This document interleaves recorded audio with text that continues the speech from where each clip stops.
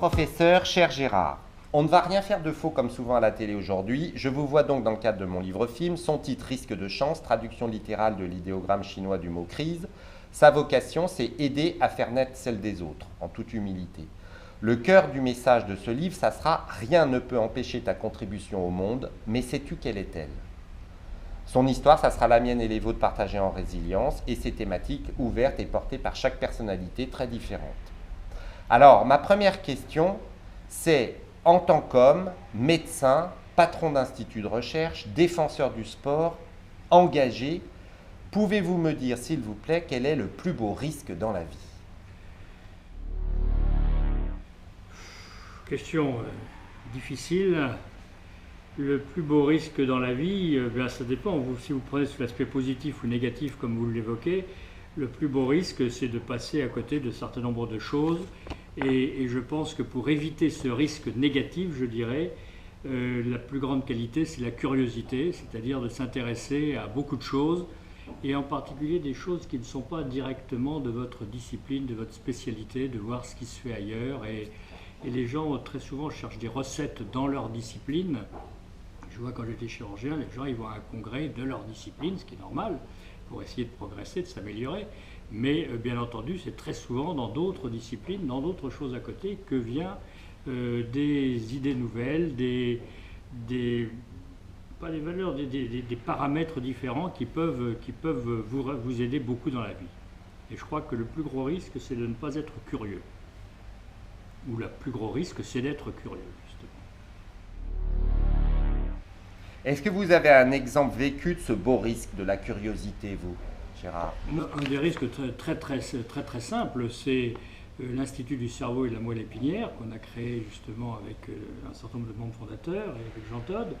Eh bien, c'est que ce soit un institut qui soit multidisciplinaire. Et une des phrases qu'on avait écrites sur notre cahier des charges, c'est qu'il fallait que le personnel de cet institut, ça aille du philosophe au polytechnicien. Or, c'est un institut sur les neurosciences. Donc, au milieu de ça, entre le philosophe et le polytechnicien, il y a des chercheurs en neurosciences, mais il y a tout un tas d'autres disciplines, de physiciens, de chimistes, de spécialistes de nanotechnologie, de bioinformatique. Et c'est de ce mélange que vient justement le progrès que l'on a pu faire et qui fait qu'en 8 ans, c'est devenu le deuxième centre mondial de recherche en neurosciences. C'est pas parce qu'il n'y a que des top niveaux en neurosciences, c'est parce qu'il y a ce panel et que les gens arrivent à parler le même langage, ce qui est très difficile parce que souvent on se sert de là en disant il faut que ce soit un provider, un supplier qui me rende service. Non, on a une cause commune qui est bien entendu dans le cas présent la maladie, etc. Et bien comment on va parler le langage commun alors qu'on vient de cultures différentes, de milieux différents, qu'on a des objectifs apparemment différents. Nous avons changé de bureau. Vous me parliez donc de l'ICM comme bel exemple vécu de ce beau risque. Est-ce que vous pouvez me dire ce que vous avez vécu d'important dans cet exemple-là, enfin, et dans cette curiosité que vous évoquez? Qu'est-ce qui était vraiment important pour vous, voire plus grand que vous? Ce qui est plus grand que moi, c'est-à-dire que dans l'ensemble, où que ce soit, on se sent un peu, sans se prendre au sérieux, on se sent un peu petit, et que je pense que que ce soit quand vous opérez un malade, quand vous gérez un dossier, quand vous faites du sport, vous êtes souvent en train de vous dire je suis devant une montagne et donc je suis petit dans cette montagne et comment arriver à la vaincre. Donc ça c'est un problème, je dirais, de tous les jours et je pense que si on veut sinon réussir, tout au moins faire de l'achievement, enfin arriver à ce que l'on veut faire, il faut être un anxieux, il faut être un inquiet et il faut se dire je n'y arrive, non pas je n'y arriverai pas, mais connaître justement ou anticiper quels vont être les problèmes, quels vont être les risques, quelles vont être les choses, et se dire, eh bien effectivement, il y a un certain nombre d'amoncellements de problèmes qu'il va falloir que je règle, et c'est comme ça qu'on y arrive. Si on y va de façon inconsciente, on a des chances de temps en temps d'y arriver, mais je pense que ce n'est pas toujours la meilleure façon. Vous, Gérard, quelle est votre contribution au monde, votre mission, votre vocation? J'en sais rien, ils le diront quand je ne serai plus là, j'aurais pas fait probablement grand-chose, mais je pense que j'ai eu l'occasion de faire un métier qui est assez, pour moi, extraordinaire, et que j'ai fait tout à fait quasiment par hasard, d'être médecin et d'être universitaire. Et je pense que dans la vie, ce qui est très important, c'est effectivement euh, que les gens que vous prenez en charge sont tous égaux, quelle que soit leur origine. Je soigne les gens, et si je fais une fracture de la jambe, c'est la même chez monsieur Trump ou chez le clochard du coin. Donc ça, c'est un élément très important. Et je pense que dans ce sentiment où on traite les gens de façon égale, il y a 2 ou 3 métiers qui sont assez extraordinaires. C'est la santé, c'est l'éducation, parce que c'est une richesse absolument fantastique, et c'est probablement la justice, si on y croit. C'est 3 éléments où on est égaux. Et j'ai eu la chance à la fois de soigner et d'éduquer en tant qu'universitaire, et je pense que ça, c'est des choses importantes que l'on a fait. Alors, c'est pas dû à moi, c'est dû au métier que j'ai fait et la façon dont j'ai essayé de servir du mieux. Et je pense que c'est 2 ou 3 occupations qui sont tout à fait valorisantes et intéressantes. C'est extrêmement important le message que vous venez de faire passer parce que les gens ne s'en rendent pas compte. Et je vous livre un petit secret, vraiment en toute humilité aussi, de petit bénévole à l'hôpital depuis 20 ans. La première chose que je dis, alors moi j'appelle pas ça des malades, j'appelle ça des soignés. Parce que je leur dis à partir du moment où vous avez mis un pied dans un hôpital, vous n'êtes plus malade, vous êtes soigné. Ce qui est tout à fait différent. Si vous êtes sur le bord d'une route ou seul dans votre lit, vous êtes malade. Si vous êtes à l'hôpital, vous êtes soigné, ce qui change tout. Oui, oui, oui. Et la deuxième chose, c'est que je leur dis, je n'ai jamais rencontré, moi, sur mon petit passage sur Terre aujourd'hui, je n'ai jamais rencontré d'espace aussi privilégié que l'hôpital pour avoir une rencontre d'essentiel. Pour la bonne et simple raison, c'est qu'on est tous pareils. On rentre, vous êtes tous avec une blouse bleue ou une blouse blanche, y compris les malades. Il n'y a que du blanc de partout, c'est pas un hasard sûrement. Vous êtes à poil, c'est le cas de le dire, et on est à poil au niveau du corps comme au niveau du cœur. Et dans les 30 secondes, alors qu'on ne s'est jamais vu, on est câblé sur l'essentiel. L'hôpital est incroyablement, cette relation-là, et je leur dis, goûtez cette grâce. Il y a un prêtre qui s'appelle Maurice Belay, qui a écrit un tout petit livre qui s'appelle L'épreuve, et après son passage à l'hôpital, où il a dit, je n'ai jamais rencontré autant l'essentiel. Grâce à cette égalité, à cette pureté en fait. J'aime beaucoup votre image de la même jambe, la même jambe à qui elle appartient de toute façon. À partir du moment où vous la soignez, c'est la jambe à soigner. Merci de ça. Gérard, qu'est-ce que vous reconnaissez en vous-même, par vous-même, qui vous donne le goût de vivre, vous? Moi, le goût de vivre, c'est-à-dire que vous avez... c'est de regarder devant soi, même si la partie qui reste est plus courte que probablement la partie déjà effectuée, mais c'est toujours de regarder devant soi et d'avoir des projets. Je crois que ce qui est intéressant, ce qui m'a intéressé le plus, c'est pas de gérer, encore qu'il faut gérer, c'est de créer. C'est de créer quelque chose, sinon de nouveau, parce qu'il y a des choses qui ne sont pas nouvelles qu'on a créées, mais de créer quelque chose, et donc vous avez l'impression d'apporter quelque chose. Ensuite, quand vous le gérez, d'une part, c'est moins fun, c'est moins sexy, c'est moins drôle, et ça devient plus de la routine. Mais la gestion des choses est un élément très important, parce que si vous créez et qu'ensuite ça ne vit pas, ça n'a aucun intérêt. Donc c'est pas du tout négatif en disant que gérer est tout à fait secondaire, mais moi je trouve ce qui est excitant, c'est de pouvoir avoir des projets, transformer le projet en réalité, et la réalité en succès quand on peut arriver à un succès. C'est différentes étapes. Est-ce que l'idée est bonne? Il y a des idées qui sont bonnes mais qui n'arrivent pas au bon moment, donc il faut qu'elles soient bonnes et qu'elles arrivent au bon moment. Il faut ensuite arriver à transformer l'essai. Il y a plein de gens qui sont velléitaires, qui ont plein de d'excellentes idées mais qui ne vont pas plus loin, et d'aller au bout de ces idées et de les réaliser. C'est ça qui est intéressant. Vous parliez tout à l'heure au début sur ma première question du risque dans la vie de cette ouverture, justement face au difficile. N'est-ce pas souvent en s'ouvrant à toute autre chose que les solutions naissent? Bien sûr, une de mes grandes phrases, c'est le progrès vient du partage. C'est de là qu'on trouve des solutions, et non seulement qu'on trouve des solutions, mais qu'on apporte du progrès. Et ça, c'est un élément extrêmement important. Alors, à titre plus personnel, si vous me le permettez, Gérard, est-ce un risque de chance d'être né à Montluçon, dans l'Allier, en plein centre de la France, à la fin de la Seconde Guerre mondiale? Bah, alors, il y a deux questions. C'est-à-dire qu'est-ce que c'est l'aspect géographique et provincial, et deuxièmement, la date. La date, c'est sûr que c'est une période extraordinaire, puisqu'on sort de la guerre, et que je suis une génération qui a eu la chance de quasiment ne pas connaître la guerre, même si je n'ai pas été en Algérie, etc., car c'était trop tôt, ou trop tôt, etc. Bon, donc ça, c'est une période extraordinaire de naître en 45. Je pense que c'est une chance, les années 45-50, c'est une chance extraordinaire. Naître à Montluçon, je ne sais pas, je suis un provincial, mais qui est venu à Paris très vite, c'est à 14 ans à peu près. Mais le fait d'avoir vécu en province, et c'est souvent dans ces années-là qu'on se fait les meilleurs amis, qu'on se fait, etc., et qu'il nous reste quelque chose, c'est effectivement une façon de voir un petit peu, je ne veux pas dire la France profonde, ou la France d'en bas, comme diraient certains, mais de voir ce qui se passe sur le terrain au quotidien. Hier, ce week-end, j'étais à Beaune pour la vente des hospices de Beaune, etc. Et voilà, vraiment de la vente où il y avait 800 acheteurs du monde entier. On s'est promené dans Beaune et on voyait cet aspect populaire, cette adhésion qu'il y avait à cette manifestation qui est vraiment le sommet de leur année. C'est quelque chose d'extraordinaire. Et vu de Paris, on ne s'en rend pas du tout compte. Vous lisez dans les journaux, la vente des hospices de Beaune a rapporté 13 millions, bon, très bien, on voit cet aspect-là. Et de voir la population qui, localement, que ce soit du vigneron aux commerçants ou aux carrefours, qui adhèrent à ce projet, qui adhèrent à ça, c'est absolument extraordinaire. Et ça, c'est un aspect provincial qu'on n'a pas à Paris, qu'on n'a pas dans des grandes capitales régionales.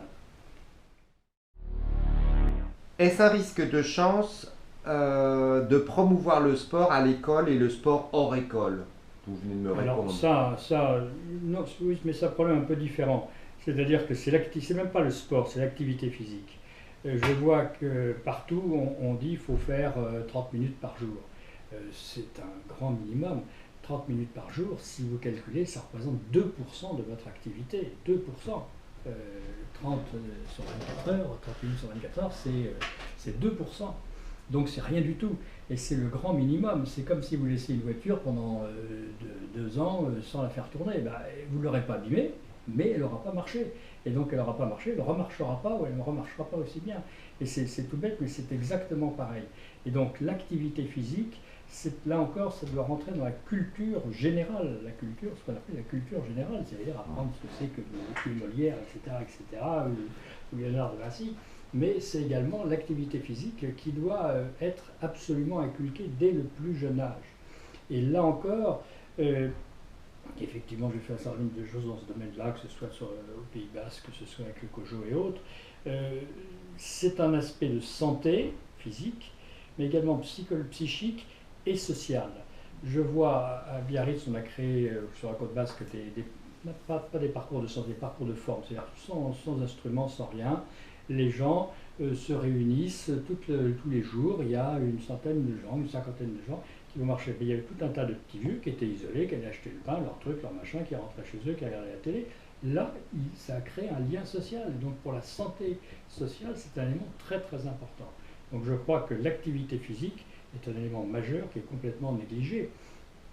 Parce que quand vous étiez à l'époque, c'est pas le CME ou autre, mais quand vous étiez en 6e ou 5e, eh bien, le plus fort, c'était celui qui était le plus fort en activité physique, en sport, c'était celui qui n'était pas très très bon dans le reste. Pourquoi? Parce qu'il avait redoublé une classe et qu'il avait 2 ans de plus. Et qu'on fait faire l'activité physique par des critères, on les regroupe sur des critères intellectuels, alors qu'il faut les regrouper sur des critères physiques. Et puis d'autre part, il y en a qui font 2 mètres, d'autres qui font 1,50 m, d'autres qui font 80 kg, d'autres qui font 50 kg. Mais c'est un problème majeur parce que regardez ce qui se passe aux États-Unis, regardez ce qui se passe dans les pays en voie de développement, surtout les pays en voie de développement, vous avez une obésité absolument majeure. Et actuellement, je crois que c'est en 30 ans, les capacités cardio-respiratoires, c'est François Carré à Rennes qui l'a bien montré, les capacités cardio-respiratoires des enfants ont diminué de 25%. 25% en étant en régression. Et un pays qui est en régression physique, c'est un pays qui est quand même en danger. Ne serait-ce que sur le plan économique, ce que ça va représenter pour la société. François Carré. Est-ce un risque de chance de remplacer le curé et le médecin en tant que maire d'un village? Vous parliez de... Il y a une évolution sociale, c'est-à-dire qu'avant, il fallait qu'il y ait une certaine référence, quelqu'un à qui on se référait, on allait le voir. Ça a été le curé, ça a été très souvent le médecin, ça a été beaucoup l'instituteur, c'est encore beaucoup l'instituteur dans les petites villes, et c'est parfois le maire, dans un certain nombre, en particulier des petites communes, des petites bourgades, où c'est lui qui va régler le problème de la clôture ou le problème du mari qui bat sa femme, etc., etc. Et donc ça reste un élément important car c'est un repère pour les gens, quelle que soit la valeur de ces gens-là, quelles que soient les croyances qu'on peut avoir vis-à-vis de la religion ou autre, c'est des éléments de référence. Et ça joue un rôle important encore. Vous n'allez pas aimer cette question, Gérard, mais vous qui êtes un très grand professeur reconnu, médiatisé, est-ce un risque de chance d'être simple et bon? Je ne sais pas. Enfin, en tous les cas, tous ceux que je connais qui sont vraiment au top niveau, la plupart du temps, on se profile là. Pas tous, mais la plupart du temps, on se profile là. Donc on peut penser que statistiquement, c'est un risque de chance, pour reprendre votre expression. Qui êtes-vous comme magicien et que faites-vous en tant que magicien dans ce monde? Magicien, je ne sais pas, parce que magicien, on arrive à décider quelque chose du... Or, c'est plus compliqué que ça. Quand vous faites quelque chose, que ce qu'on a fait, que ce soit dans sa famille, que ce soit dans son métier, que ce soit dans ses occupations ou ses activités associatives, c'est pas magicien, rien ne se fait du jour au lendemain, et donc je crois qu'on est tous sauf magicien, parce que ça nécessite du travail, ça nécessite de la réflexion, ça nécessite beaucoup de choses. Donc le terme magicien ne me paraît pas très bien choisi. Que voudriez-vous, voir se réaliser dans le monde au travers de vous ou au-delà de vous?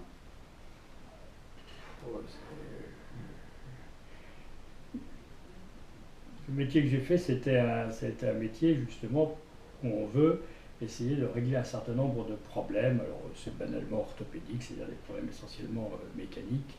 Et dans ce petit domaine-là, il y a eu des progrès fantastiques qui ont été faits.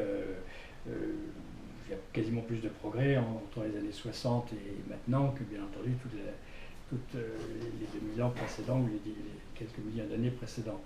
Donc ça progresse beaucoup. Mais au fur et à mesure que vous progressez, ça devient de plus en plus difficile. Pour faire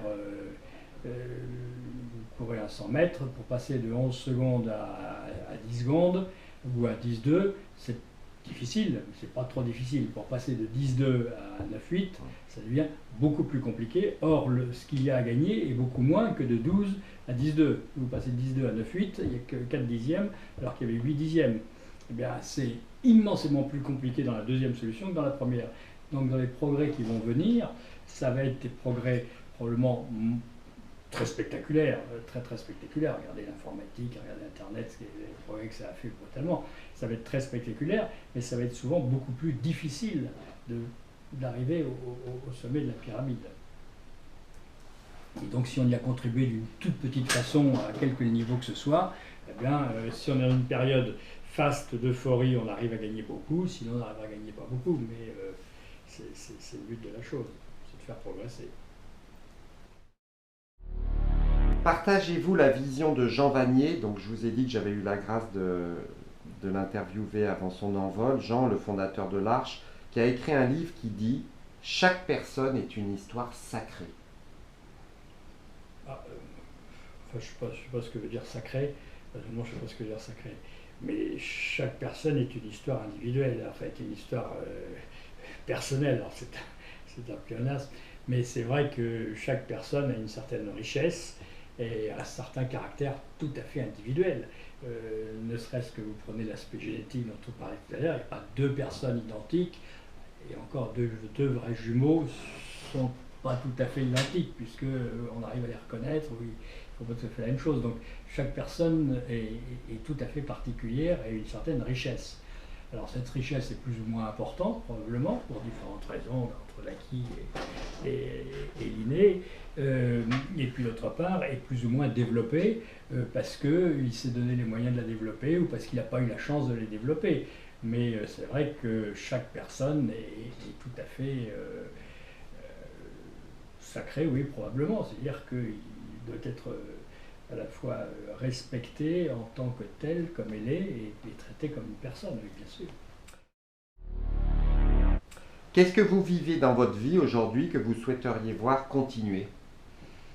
Ce que je fais dans la vie de tous les jours, ça me paraît pas mal si c'est continué, c'est-à-dire pour revenir de façon très terre à terre, entre l'Institut du cerveau et la moelle épinière, les problèmes de sécurité routière ou en motorsport, ce que j'ai fait en chirurgie, ce qu'on est en train de faire pour l'activité physique.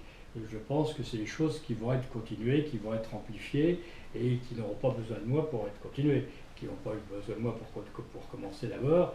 Et puis c'est une chaîne, et puis la chaîne continuera. Ça, ils ne m'attendront pas. Hein.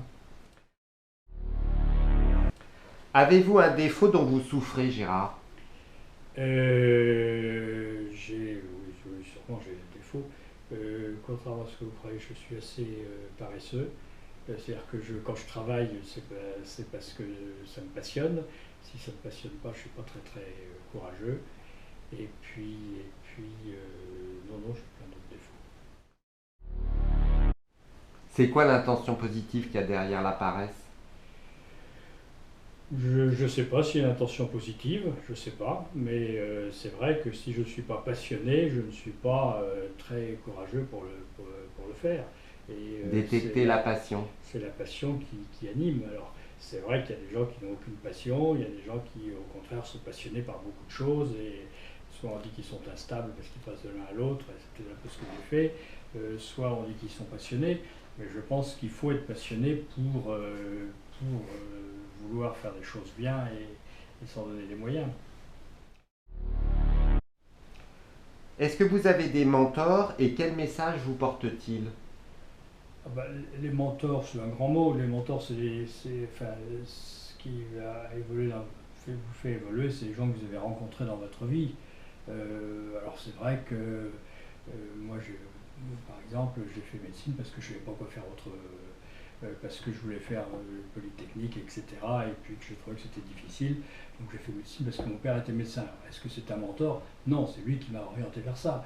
Ensuite, j'ai fait de l'orthopédie parce que le premier stage où j'étais, j'ai trouvé quelqu'un de génial et il aurait été psychiatre, j'aurais été psychiatre. Donc, c'est pas c'est des mentors parce qu'ensuite, c'est devenu des exemples pour un certain nombre. C'est vrai que, mais je pense que c'est plutôt ces rencontres qui font que, alors il y en a peut-être 2 ou 3 particulières, dans ces 2 ou 3, il y a effectivement en orthopédie, j'ai rencontré un chirurgien Raymond Rakami ou Robert Judet qui étaient des mentors. Vous avez interviewé Jean Todt, j'ai rencontré Jean Todt et c'est vrai que ça m'a ouvert tout un horizon extraordinaire dans le sport automobile, mais beaucoup plus dans ce qu'on a fait ensemble avec l'ICM, etc. Vous rencontrez votre femme, ça vous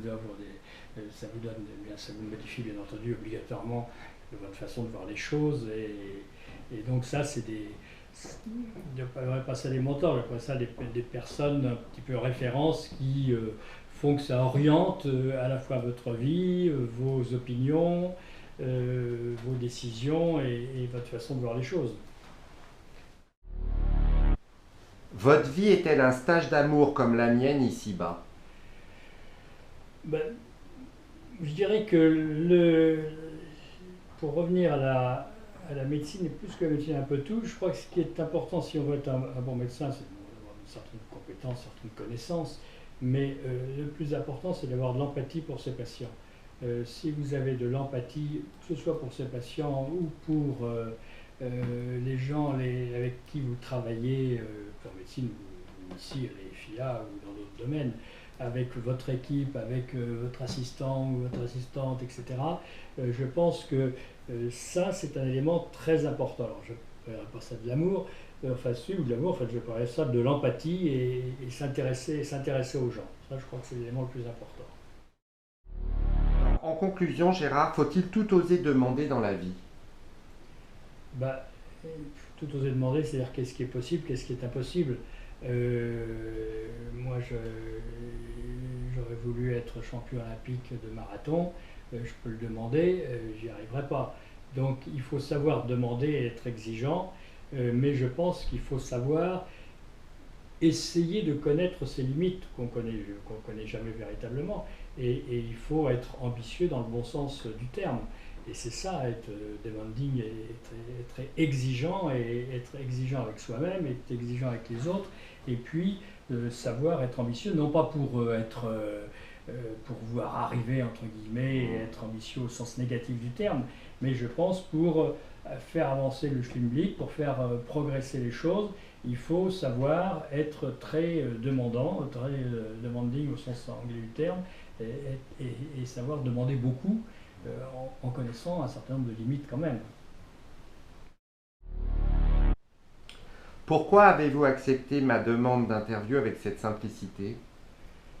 Euh, Honnêtement, parce que Jean me l'a demandé. Sinon, je ne suis pas sûr que j'aurais dit oui.